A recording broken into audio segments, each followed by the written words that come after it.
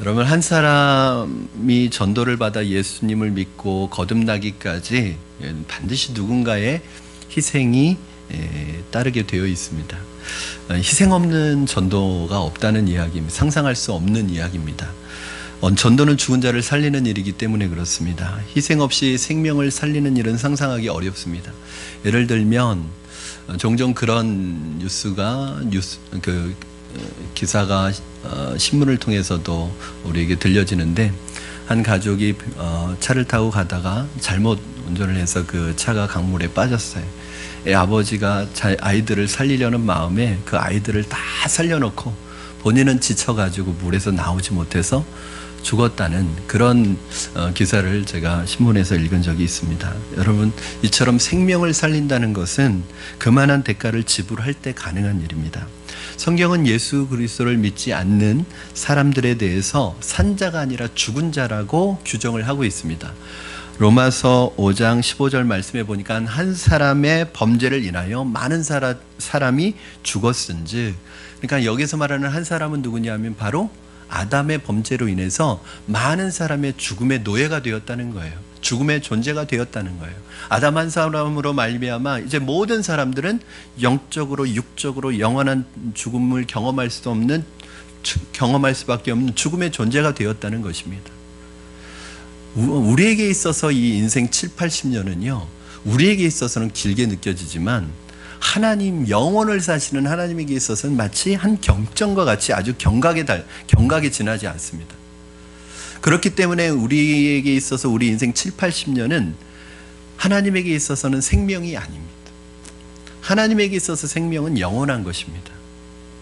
그렇기 때문에 어떤 면에서 보면 모든 사람들은, 예수 그리스도가 없는 사람들은, 모든 사람들은 죽은 사람과 똑같습니다. 그런데 여러분, 이 죽은 사람을 살려내는 것이 무엇이냐면 전도입니다. 왜냐? 이 복음을 전하면 사람이 살아난다는 거예요. 로마서 1장 16절 말씀, 여러분 같이 한번 한 목소리로 읽겠습니다. 시작. 내가 복음을 부끄러워하지 아니하노니 이 복음은 모든 믿는 자에게 구원을 주시는 하나님의 능력이 됨이라. 먼저는 유대인에게요 그리고 헬라인에게로다. 복음은 죽은 자를 살리는 능력이 있답니다. 복음은 모든 믿는 자에게 구원을 주시는 하나님의 능력이 됩니다. 이 능력이라는 말이 뭐예요? 듀나미스라는 말인데 다이나마이트의 어원이 되는 말입니다. 그 정도로 폭발력 있는 능력을 가지고 있습니다. 여러분이 말을 유창하게, 유식하게, 또 논리적으로 전한다고 그것 때문에 예수 믿는 것이 아니라 그냥 복음 자체에 구원 주시는 하나님의 능력이 있습니다. 그냥 복음의 내용 자체에 생명을 살리는 능력이 있다는 거예요. 그러니까 내가 말이 어눌하든지, 내가 말이 부족하든지, 내가 논리적인 사람이 아니든지 그거 상관없다는 거예요. 그냥 복음을 있는 그대로 전하기만 하면 그 복음 안에 있는 폭발력 있는 이 능력으로 말미암아 한 사람이 살아나고 한 사람이 구원받는 능력이 바로 그 복음에서 나타난다는 거예요. 여러분, 고린도전서 1장 21절 말씀에 보니까 이렇게 말씀하고 있습니다. 고린도전서 1장 21절 말씀, 우리 같이 한 목소리로 읽겠습니다. 시작. 하나님의 지혜에 있어서는 이 세상이 자기 지혜로 하나님을 알지 못하므로 하나님께서 전도에 미련한 것으로 믿는 자들을 구원하시기를 기뻐하셨도다. 하나님의 지혜에 있어서는 이 세상이 자기 지혜로 하나님을 알지 못함으로, 아무리 머리가 좋고 학식이 뛰어나서 남들보다 출중하고 남들보다 좋은 머리를 가지고 있고 남들보다 공부를 많이 했다고 할지라도 자기 스스로 하나님이 살아계시다는 걸 알지 못한다는 거예요. 어떻게 구원을 받는지 알지 못한다는 거예요. 하나님 앞에 어떻게 가야 되는지 자기 스스로는 깨닫지 못한다는 거예요. 그래서 뭐가 필요한 거예요? 전도가 필요한 거예요. 누군가 알려줘야 되는 거예요. 그것이 전도예요. 그런데 오늘 후반부에 뭐라고 되어 있죠? 하나님께서 전도에 미련한 것으로 믿는 자들을 구원하시기를 기뻐하신다고 나오고 있습니다. 여러분, 전도가요, 미련한 것이에요. 누가 보기에, 하나님이 보기에 미련한 게 아니라 세상 사람들이 보기에 전도는 미련한 거예요. 미련해 보입니다. 미련한 짓처럼 보여요. 우리가 나가서 예수 믿으라고 거리에서 복음을 전할 때도, 또 가정을 찾아다니면서 복음을 전할 때, 또 우리 친구에게, 가족에게 복음을 전할 때 사람들이 그렇게 생각할 수 있습니다. 왜 저런 미련한 짓을 하는지, 저는 한심한 짓을 하는지, 어떤 사람은 좀 심하게 말해서 아유 재수없어 뭐 그런 얘기도 합니다. 세상 사람들이 보기에는 여러분 이 전도의 방법이라는 것은 너무너무 미련해 보이는 거예요. 그러나 여러분 오늘 말씀에 이 전도의 방법은 수천 년 전이나 지금이나 똑같은 거예요. 변하지가 않는 거예요. 미련해 보입니다. 그런데 오늘 하나님께서는 이 전도의 미련한 방법을 통해서 사람들을 구원하시기를 기뻐하고 계신다는 거예요. 할렐루야. 여러분 이게 하나님이 하시는 일입니다. 이 세상에서 전도만큼 귀한 일이 있습니까? 선교만큼 보람 있는 일이 있습니까? 어떠한 희생이라도 치를 만한 가치가 있는 일이 바로 전도입니다. 왜 그렇죠? 생명을 살리는 일이기 때문에 그렇습니다. 여러분 우리 7, 80년 살아가는 육신의 생명도 너무 소중하죠? 이 생명 다른 것과 바꿀 수 있는 게 있습니까? 여러분의 생명을 돈 주면 파시겠습니까? 얼마 주면 파시겠습니까? 1,000만 원 주면 파시겠습니까? 목숨을? 1억 주면 한번 생각해 보시겠습니까?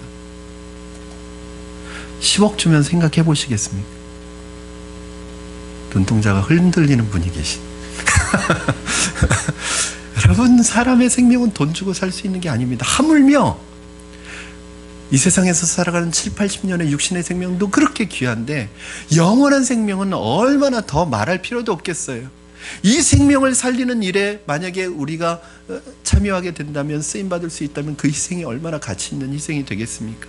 이것을 위해서 누가 먼저 희생하셨어요? 하나님이 먼저 희생하셨어요. 성부 하나님이 사랑하는 독자 외아들을 포기하셨습니다. 성부 하나님이, 성자 하나님이 자신의 생명을 성육신에서 이 땅에 오셔서 생명을 직접 주셨습니다. 모든 인류를 위해서 자기의 목숨을 십자가에서 달려 죽으심으로 모든 사람들을 살리셨습니다. 성령 하나님이 이 세상에 오셔서 교회와 함께 떠나지 않고 영원히 함께 계십니다. 성부, 성자, 성령 하나님이 먼저 우리에게 이 생명 살리기 위해서 희생하셨어요. 하나님이 죽으셨습니다. 하나님이 희생하셨습니다.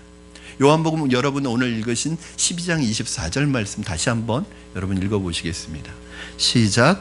내가 진실로 진실로 너에게 이르노니 한 알의 밀이 땅에 떨어져 죽지 아니하면 한 알 그대로 있고 죽으면 많은 열매를 맺느니라. 이게 무슨 말씀이세요? 예수님이 당신 자신을 가리켜서 하신 말씀이에요. 여러분 예수님이 죽으심으로 오늘날 얼마나 많은 사람들이, 수십억의 사람들이 바로 구원 얻은 하나님의 백성이 되었습니다. 한 알 밀알이 그대로 있으면 한 알 그대로 있지만 이 밀알이 썩어지면 많은 열매를 맺히게 된다는, 이게 뭐예요? 열매를 맺기 위해서는 희생이 분명히 필요하다는 것입니다. 여러분 하나님의 희생은 희생뿐만이 아닙니다.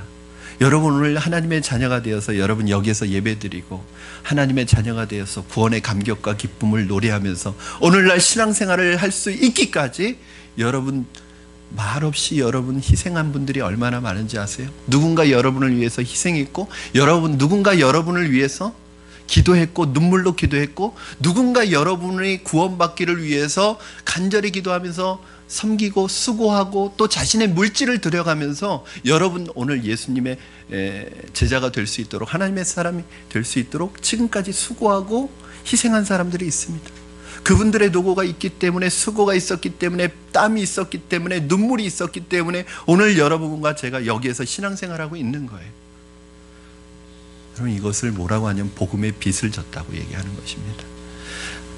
한국교회를 한번 생각해 보십시오. 전 인구의 4분의 1이 성도라고 할 정도로, 그것이 뭐 허수인지 실수인지는 모르겠지만 어쨌든 통계적으로 보면 세계적으로 이렇게 단기간 안에 교회가 급성장한 교회는 교회사 속의 유래를 찾아볼 수 없는, 그러면 우리가 지금 이런 축복을 누리게 된 배후에는 상상할 수 없는 피와 땀과 눈물이 있었던 거예요. 여러분 토마스 선교사님을 알고 계십니까? 우리는 언더우드 선교사님과 아펜젤라 선교사님만 알고 있어요. 장로교와 감리교의 첫 선교사니까. 그러나 사실은 그 이전에 우리나라에 처음으로 복음을 전해준 선교사님이 있습니다. 물론 오자마자 땅을 밟자마자 순교당했지만, 토마스 선교사님이라는 분인데 27살에 영국에서 중국으로 선교사로 파송이 됩니다. 선교사로 파송이 돼서 중국에 오자마자 얼마 되지 않아서 이 부인이 유산을 하게 되는데 남편이 출장 간 사이에 유산을 하게 됐는데 아무도 돌봐주는 사람이 없어서 집안에 방치된 상태로 그대로 죽었습니다. 사역을 마치고 돌아온 남편이 죽어있는 아내를 발견한 거예요. 그 꽃다운 나이에 아내를 잃었습니다. 그런데 그 아내를 잃어버린 그 슬픔이 채 가시기도 전에 소식이 하나 들려옵니다. 이 중국 땅 끝에 있는 이 한반도라는 그 땅덩어리에 조선이라는 나라가 있는데 그 나라 사람들이 한 번도 예수님에 대해서 들어보지도 못하고 예수 믿는 사람도 없다는 거예요. 그 소식을 듣자마자 아직 아내를 잃은 슬픔이 채 가시지도 않았는데, 그 상처가 가시지도 않았는데, 그 복음을 들고 한문으로 번역된 성경을 수백 권을 가지고 대동강으로 올라오게 됩니다. 그때 한참 대원군에 의해서 세국 정책이 펼쳐지고 있었기 때문에 예수라는 옛자만 불러도 세상 구경하지 못하는 그런 아주 위험한 상황이었습니다. 그런데 그런 것 아랑곳하지 않고 그때 배를 타고 대동강으로 오는데, 이제 그 배의 이름이 제너럴 셔먼호라고 부릅니다. 이 배를 타고 와서 이 성경을 나눠주기 던지면서 예수님 믿으라고 합니다. 그리고 그 관군들에 의해서 그 배가 불살라지고 그 배에서 끌어내려져서 그 자리에서 칼로 목베임을 당하는데, 자신의 목을 칼로 치려는 그 관군에게 이 성경을 전해주면서 이 성경을 읽으라고 얘기합니다. 이 사람이 이제 박충권이라는 사람인데, 이 박충권이라는 사람이 나중에 그 성경을 읽고 예수님을 영접하게 됩니다. 또 성경을 받아든 한 사람은 박영식이라는 사람인데, 이 사람은 그 성경을 가져다가 워낙 종이가 귀하던 시절이니까 이 성경을 하나하나 찢어서 벽지로 붙인 거예요. 온 집을. 여러분, 벽지로 붙여놓고 나니까 눈 뜨면 말씀이 보이는 거예요. 눈 뜨면 고개 돌리면 성경이 보이는 거예요. 여러분, 나중에 이 사람이 예수를 믿고 이 사람의 집에서 교회가 시작되는데, 그 교회가 1907년 평양 대부흥운동의 발상지가 되었던, 시발점이 되었던 장대영 교회가 바로 이 사람 집에서 시작이 됩니다. 여러분, 토마스라는 젊은 선교사의 피가 그 강물에 뿌려졌기 때문에 이분은 조선 땅을 밟고 복음을 전하지도 못하고 그 땅에 내리자마자 죽음을 당했지만, 그 피가 강물에 뿌려졌기 때문에 오늘 우리 한국교회가 있고 저와 여러분이 이렇게 신앙생활하고 있는 거예요. 지금도 양화진에 가면, 100주년 기념교회 안에 있는 양화진 선교사 묘역에 가면요, 수많은 무명의 선교사들의 비석이 세워져 있습니다. 거기에 보면 선교사들의 그 1세기 전에 이 땅에 와서 이 땅에 적응하느라고 풍토병에 걸려서 일찍 죽은 그 선교사들의 자녀의 무덤, 그리고 그 선교사들의 부인의 무덤, 그리고 그 약관의 나이에 복음의 꽃을 채 피워보기도 전에, 복음을 전해보기도 전에 죽임을 당한 수많은 무명의 선교사들의 무덤이, 그 비석이 거기에 세워져 있습니다. 여러분, 이것을 잊으면 안 됩니다. 저와 여러분이 오늘 신앙생활하고 있는 것은 우리가 만들어 놓은 것이 아니라, 거저 얻은 것이 아니라, 수많은 선교사님들과 수많은 믿음의 선배들의 피와 땀이 여러분과 저의 신앙생활의 토대를, 기초를 마련한 거예요. 이 빚진 자 의식을 잊어버리면 안 됩니다. 희생 없이 생명이 태어날 수 없습니다. 희생 없이 지옥 가던 영혼을 천국으로 돌이킬 수 없습니다. 하나님께서도 희생하셨는데 저와 여러분이 전도를 하면서 왜 희생을 하지 않으려고 한다면 그것은 열매를 맺을 수가 없습니다. 우리의 전도가 열매 맺지 못하는 이유는 절대 희생하지 않으려고 해서 그래요. 손해보지 않으려고 해서 그래요.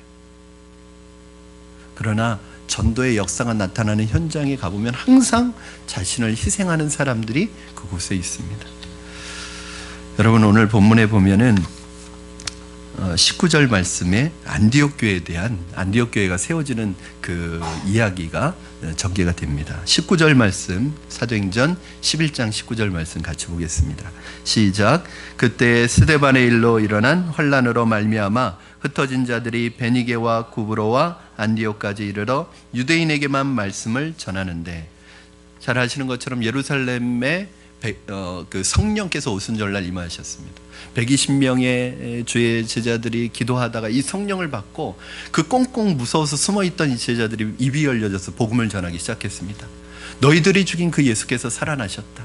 예수께서 부활하셨다. 너희가 십자가에 못 박은 그 예수가 살아나셨다. 이분이 하나님의 아들이고 이분이 그리스도다. 이 복음을 전하기 시작하는데요. 이 복음을 듣는 순간 예루살렘의 명절을 지키러 왔었던 수많은 사람들이 이 복음이 자신의 가슴에 꽂히는 거예요. 그리고 마음문을 열고 복음을 받아들이기 시작합니다. 어떤 사람은 어찌할꼬, 형제야 우리가 어찌할꼬, 우리가 어떻게 살아가야 됩니까? 여러분, 복음을 받아들이면 이 영적 반응이 있어야 됩니다. 주님께서 나를 위해서 죽으셨다는 이 복음을 들을 때 두 가지 반응이 나타납니다. 하나는 이를 갑니다. 또 하나는 철저하게 회개하는 역사가 나타납니다. 여러분이 복음을 전할 때 복음을 받는 분이 여러분에게 화를 내고 공격적으로 얘기하는 것은 나쁜 게 아니에요. 그게 영적으로 지금 반응이 오는 거예요. 또 한편으로는 여러분이 복음을 전할 때 어느 누군가는 그 복음을 받아들이면서 회개하며 가슴을 칩니다. 여러분, 이 복음의 역사가 나타나면서 예루살렘에 하루에 3,000명, 하루에 5,000명, 때로는 숫자를 알 수 없는 수많은 사람들이 날마다 예수 믿는 역사가 나타나는 거예요. 이 예루살렘이라는 도시 전체가 교회처럼 변하는 것처럼 이 복음이 뒤덮기 시작합니다. 그런데 여러분, 복음의 역사가 나타날 때 이 사탄도 공격한다는 거예요. 예루살렘에 부흥이 일어나기 시작하니까 사탄이 그의 영에 사로잡힌 사람들을 통해서 교회를 공격하기 시작하는데 평신도 복음 전도자 이 스데반을 돌로 쳐서 죽입니다. 최초의 초대교회 순교가 일어납니다. 여러분이 복음 전하려고 하고 여러분이 신앙이 뜨거워지려고 하면 사탄이 그냥 내버려 두지 않습니다. 여러분의 신앙이 성장하지 못하도록, 여러분이 하나님께 헌신하지 못하도록, 하나님의 은혜를 받지 못하도록 계속 방해합니다. 환경을 통해서 방해하든지, 누군가의 핍박을 통해서 방해하든지, 누군가의 반대를 통해서 반대하든지 계속 방해를 놓습니다. 왜 그런지 아세요? 여러분이 믿음 성장하는 거 사탄이 못 봅니다.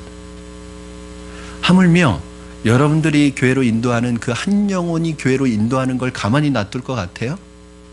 그 한 영혼이 구원받는 거 가만히 놔둘 것 같아요? 여러분 한번 보십시오. 여러분과 약속했던 사람들이, 교회 오기로 약속했던 사람들이, 새생명축제 때 오기로 했던 그분들이 갑자기 안 오려고 합니다. 시간이 다가올수록.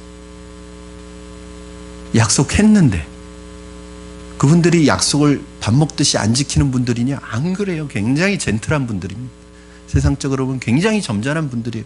그런데 약속을 어겨요. 교회 오는 약속은. 왜 그런지 아세요? 방해를 받고 있는 거예요. 여러분, 교회 왔으면 안심이 됩니까? 수많은 분들이 교회 와서 이제 믿음으로 딱 정착하려고 하면 그걸 또 못 봅니다. 계속 그분이 교회 생활 하지 못하도록 어려움을 주는 거예요. 그러니까 교회에 처음 나온 분은 어떤 생각하는 줄 아세요? 내가 교회 안 나올 때는 아무 일도 없었는데 교회 나오니까 자꾸 이런 어려움이 생기는 거 보니까 내가 교회 나와서 어려운가 보다. 그래서 교회를 안 나오기 시작해요.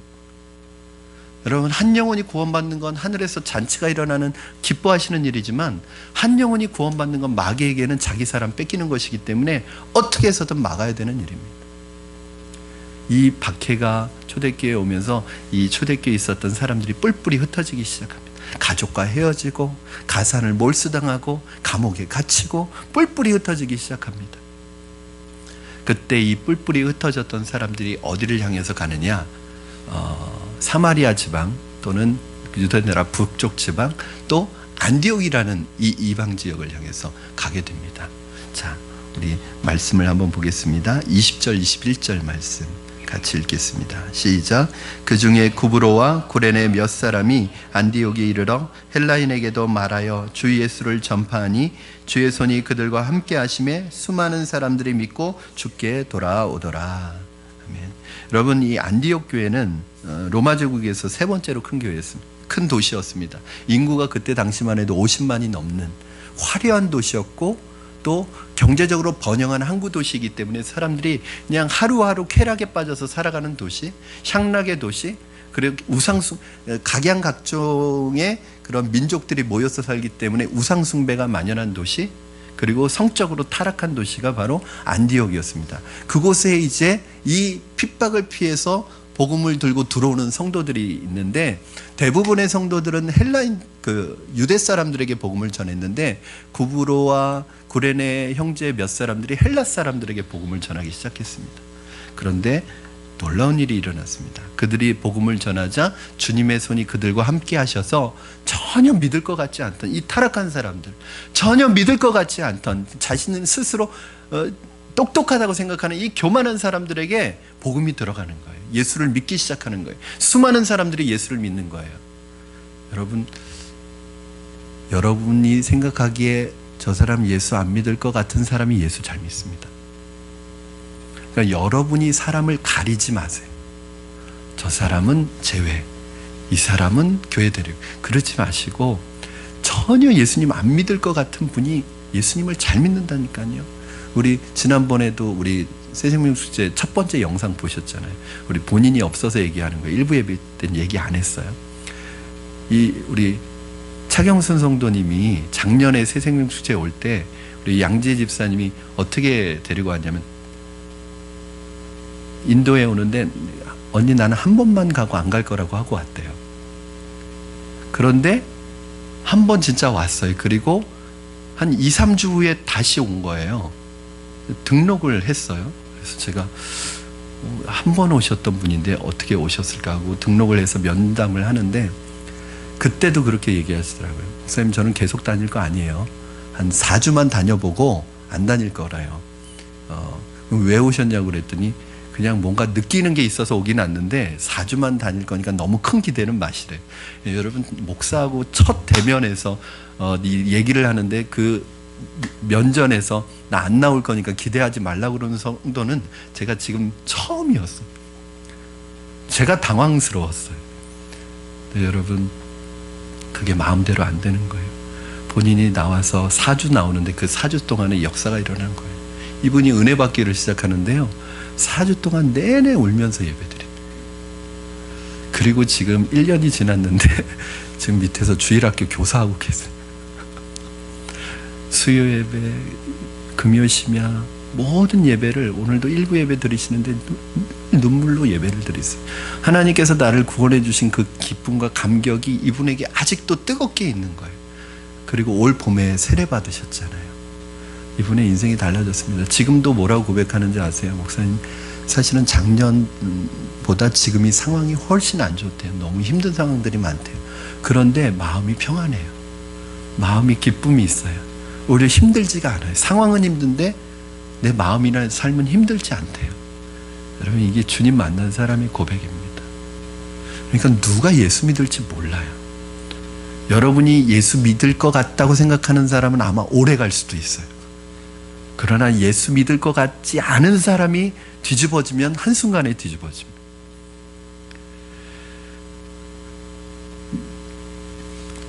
여러분, 이 사람들은요, 안디옥으로 오면서, 예루살렘을 떠나오면서 모든 돈 다 털리고 왔습니다.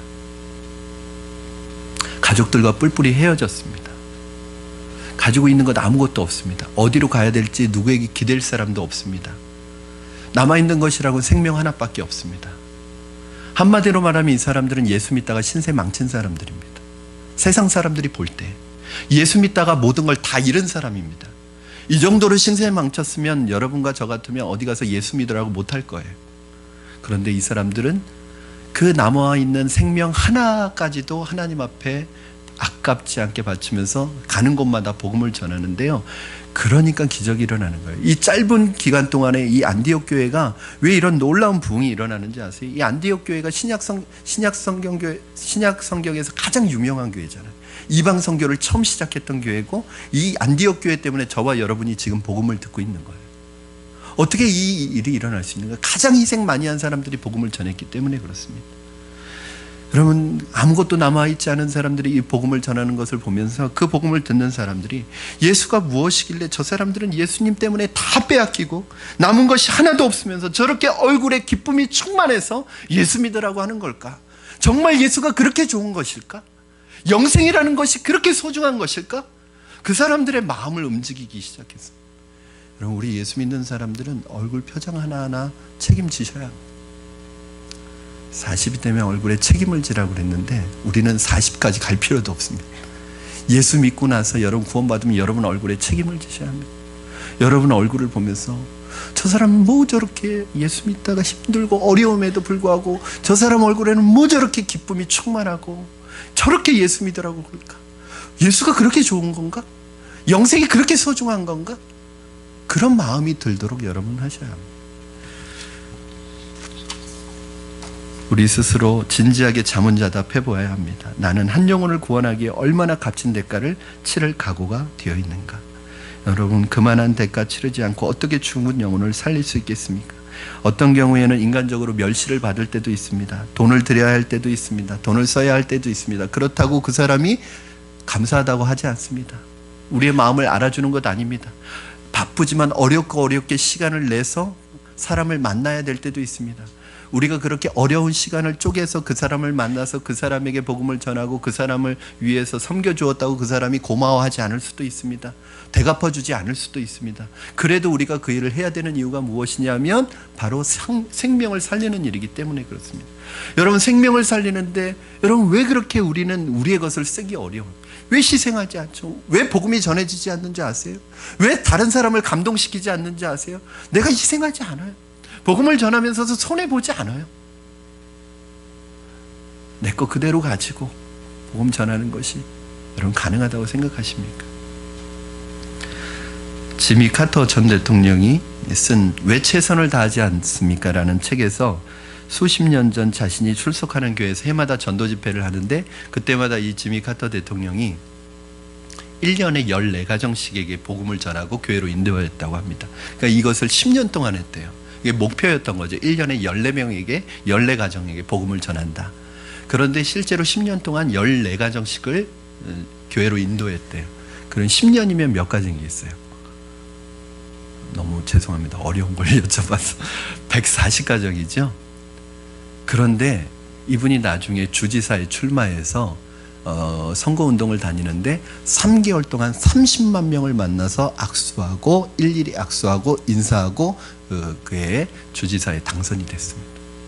당선되고 나서 기뻐해야 되는데 기쁨보다는 마음에 자책이 들더래요. 나는 하나님의 일을 위해서는 10년 동안 140가정밖에 못 만났는데 내 성공을 위해서는 3개월에 30만 명을 만나고 다녔다는 자기의 생각 때문에 자기 마음속에 회개가 되더라는 거예요. 여러분, 우리 마음속에 이 정도의 마음의 찔림이 있어야 되지 않겠습니까? 우리는 우리의 인간적인 성공, 세상에서의 성공을 위해서는 시간 드립니다. 돈 드립니다. 아깝지 않아 합니다. 모든 것을 다 바칩니다. 어떤 분들은요, 여러분 일 때문에 새벽에 3시에도 일어나서 돈 벌기 위해서 새벽 3시에 4시에도 일어나서 일하고 밤늦게 일합니다. 잠도 별로 못 잡니다. 그런데도 돈 버는 것 때문에 성공을 위해서 달려가기 때문에 피곤함을 느끼지 않아요. 그런데 여러분, 주님을 위해서는요, 시간 내는 거 아깝습니다. 돈 쓰는 거 아깝습니다. 관심 갖는 거 아깝습니다. 주님을 위해서, 영혼들을 위해서는 새벽 5시에 일어나는 거 불가능합니다. 여러분, 우리가 우리의 성공을 위해서 달려가는 것만큼 주를 위해서 여러분 달려가고 있습니까? 지금까지 전도하기 위해서 희생을 해야 된다는 말씀 드렸습니다. 그러나 우리가 한 가지 잊지 말아야 되는 것이 있습니다. 우리가 희생을 한다고 하지만 그걸 희생이라고 생각하시면 안 됩니다. 왜냐하면 예수님이 우리를 위해서 십자가에서 죽어주신, 그리고 여러분을 위해서 그 채찍에 맞아서 고난당하신 그 예수님이 우리를 위해서 하신 희생에 비하면 우리의 희생은 세 발의 피입니다. 그거 희생이라고도 할 수 없습니다. 또 한 가지, 지금까지 여러분들을 위해서 남모르게 기도하고 수고하고 섬겨주시고 희생하신 그 여러분을 섬겨주셨던 그분들을 생각하면 희생이라고 할 수 없습니다. 더 나아가서는 여러분의 그런 수고와 섬김과 희생을 통해서 한 영혼이 살아난다고 생각해 보세요. 이게 희생이라고 할 수 있겠습니까, 여러분? 여러분, 저희가 새생명 축제를 한번 하면 수백만 원이 재정이 들어갑니다. 우리 교회 1년 행사 중에서 가장 중요한 행사이고 가장 재정이 많이 들어가는 행사입니다. 이 새생명 축제를 해서 한 명이 결신할 수도 있어요. 작년에 35명이 와서 10명이 결신하셨어요. 올해 태신자 85명입니다. 몇 분이 방문하실지 모르겠지만 그분들이 오셔서 다 결신하지는 않을 거예요. 그러나 만약에 한 명이라도, 한 분이라도 결신해서 주님의 자녀가 되면 그 수백만 원 아깝지 않습니다. 여러분, 그 수백만 원을 가지고, 여러분이 하신 그 헌금을 가지고 한 영혼이 살아나요. 이건 산수로 하는, 계산해서 하는 게 아닙니다. 겨우 한 명 구원하려고, 겨우 한 명 예수님 믿게 하려고 이 모든 성도들이 한 달 동안, 수개월 동안 그렇게 준비하고 그렇게 수고하고 그렇게 재정을 쏟아부은 거예요? 그럴 만한 가치가 있습니다. 왜냐하면 주님께서는 한 영혼이 천하보다도 귀하기 때문에 그렇습니다. 만약에 그 한 영혼을 구원하기 위해서 1,000만 원을 써야 되는데도 전 쓸 수 있습니다. 그 한 명이 어떤 분이 될지 몰라요. 그 한 명이 수백, 수천, 수많은 사람에게 그리스도의 영향력을 나타내는 정말 주님의 제자가 될 수 있는 사람입니다. 그러므로 여러분, 그 한 분을 소중히 여기시고 그 한 분을 주님께 인도하시는, 여러분 다른 것 무엇보다도 마지막으로 그렇게 희생하며 복음으로 섬기는 여러분들에게 하나님이 상급을 예비하셨다는 거예요. 그런데 그 상급은 여러분이 받는 희생이나 고난과는 비교할 수도 없는 상급을 준비하셨다는 거예요. 물론 그 상급 받으려고 하는 건 아니지만 하나님이 우리에게 주신 구원받은 은혜가 감사하고 기뻐서 누군가에게 전해주고 싶은 거예요. 여러분, 우리가 어느 정도로 전도에 대한 마인드가 없냐면요, 여러분 전도를 못하는 게 아닙니다. 제가 여러분 전도할 수 있는지 없는지 한번 체크해 볼까요? 자, 어디 가서 맛있는 음식 드시고 데리고 가본 적 있으신 분, 친한 분 없으세요? 있으신데 안 드시는 거죠? 네. 여러분, 저는 어디 가서 맛있는 음식 먹으면요, 좋아하는, 사랑하는 사람들 생각나요. 다음에 꼭 같이 와서 먹어야지. 그리고 꼭 데려갑니다. 여러분, 심지어는 맛있는 음식 하나 먹어도 그렇게 소개해주고 싶은데, 좋은 곳 한번 가보면 그곳을 그렇게 소개해주고 싶은데, 여러분 생명을 얻는 이 비결을 여러분 알고 계시고 그 생명을 얻은 분들이 이걸 소개해 주시지 않는다면 누가 소개하겠습니까? 아프리카에서 평생을 선교사로 일하다가 생을 마친 아프리카 선교의 아버지, 대영 제국이 자랑하는 위대한 아프리카의 개척자인 리빈스턴 선교사님이 16년간 빌림에서 선교하다가 잠시 영국에 돌아왔습니다. 27번째 말라리아에 걸려서 병을 앓다가 이제 그것을 치료하기 위해 들어와서 회복도 채 되지 않은 그 상태에서, 또 오른쪽 팔과 손은 사자에게 물린 오른쪽 팔과 손은 거의 몸에 그냥 붙어있는 팔의 기능을 할 수 없는 그 연약한 팔을 가지고 캠브리지 대학에서 설교를 하게 되었습니다. 그때 이 리빙스턴 선교사님이 하셨던 설교의 내용 중에 일부인데 한번 여러분 들어보시기 바랍니다. 나는 하나님께서 아프리카에 들어가 그곳에 있는 영혼들에게 복음을 전하게 하시는 일, 그 일을 위해서 나를 불러주셨다는 것 때문에 하루도 즐겁지 않은 날이 없었습니다. 사람들은 내가 그곳에서 많은 희생을 한 것으로 생각하고 말들을 하지만 도무지 갚을 수 없는 큰 빚에서 지극히 작은 부분을 갚았을 뿐인데 어떻게 그걸 희생이라고 할 수 있겠습니까? 장차 영광스러운 소망과 복된 상급을 약속받고 있는 일을 하고 있는데 그것이 어찌 희생이 되겠습니까? 그런 말과 생각을 버리십시오. 그것은 절대로 희생이 아닙니다. 오히려 특권입니다. 모든 것은 우리 안에, 그리고 우리를 위해 나타날 영광과 비교할 때 아무것도 아닙니다. 나는 결코 희생하지 않았습니다.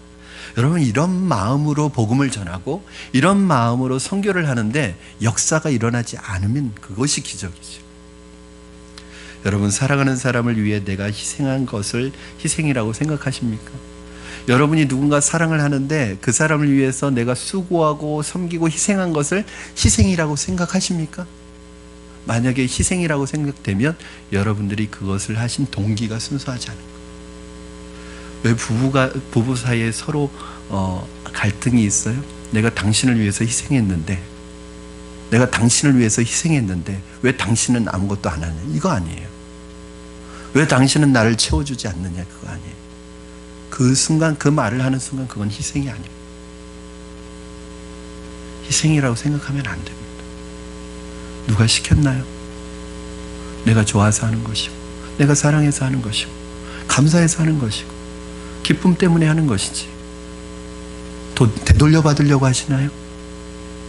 이미 그건 희생이 아닙니다. 주님의 은혜에 감동된 사람은 다른 사람들도 나처럼 구원받도록 하기 위해 조그마한 수고로부터 큰 희생에 이르기까지 무엇이든지 값을 치를 준비를 하고 있습니다. 바울도 그와 같은 사람이었습니다. 우리 바울의 고백을 한번 같이 읽겠습니다. 사도행전 20장 23절에서 24절입니다. 우리 같이 한번 한 목소리로 읽겠습니다. 시작. 오직 성령이 각 성에서 내게 증언하여 결박과 환난이 나를 기다린다 하시나 내가 달려갈 길과 주 예수께 받은 사명 곧 하나님의 은혜의 복음을 증언한 일을 마치려 하면은 나의 생명조차 조금도 귀한 것으로 여기지 아니하노라. 아멘. 여러분이 이 열정과 이 사명과 소명을 가지고 나아갈 때 그들이 예수 그리스도의 영광을 보게 될 것이고 그들이 하나님의 음성을 듣게 될 것이고 그들이 바로 새 생명의 광명한 빛을 보게 될 줄로 믿습니다. 그러므로 여러분, 하나님을 위하여 희생하는 것에 기쁘게 희생할 수 있기를 주님의 이름으로 축원합니다. 여러분 지금 빚진 사람들입니다. 복음의 빛, 사랑의 빛을 진 거예요. 누군가 여러분들을 위해서 많은 희생을 한 거예요. 그 희생의 빛 위에 여러분이 오늘 있는 것입니다. 제가 학교 다닐 때 한 권사님의 그 기부를 통해서 제가 장학금을 받아가지고 공부를 했어요. 제가 어느 날 권사님께 말씀드렸어요. 권사님, 제가 나중에 다 공부 마치면 정말 이 은혜 잊지 않고 꼭 빚을 갚겠습니다. 그때 그 권사님이 그 수천만 원이나 되는 저의 5년간의 학비를 그 권사님이 대주셨는데 장학금으로 권사님이 그렇게 말씀하셨어요. 전도사님, 나한테 갚을 필요 없어요. 나중에 전사님이 형편이 된다면 또 하나님 앞에 귀하게 쓰임받는 시간이 온다면 전도사님과 같은 입장에 있는 어려운 주의 종들을 도와주세요. 그게 빚을 갚는 겁니다. 나한테 갚지 말고 나중에 전도사님과 같은 입장에 있는 분들을 도와주세요. 여러분 똑같습니다. 그게 사랑의 빛이에요. 저와 여러분은 누군가의 희생 때문에 오늘 이 복음의 기쁨을 누리고 있습니다. 그렇다면 여러분들도 그 사랑의 빛, 복음의 빛을 갚으셔야 합니다. 말씀을 정리합니다. 이런 자세를 가지고 복음을 전한다면 하나님의 나라는 멀리 있지 않을 것입니다. 사람들에게 손가락질 받고 있는 한국 교회가 다시 한번 주님이 주시는 놀라운 부흥으로 회복되고 세워질 줄로 믿습니다.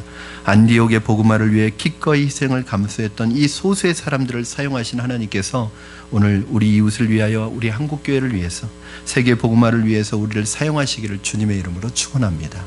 우리 이 시간에 함께 찬양하시고 우리 기도했으면 좋겠습니다. 전도에 있어서 제일 중요한 마음은 내가 하려는 것이 아니라 하나님의 아버지의 마음을 느끼는 거예요.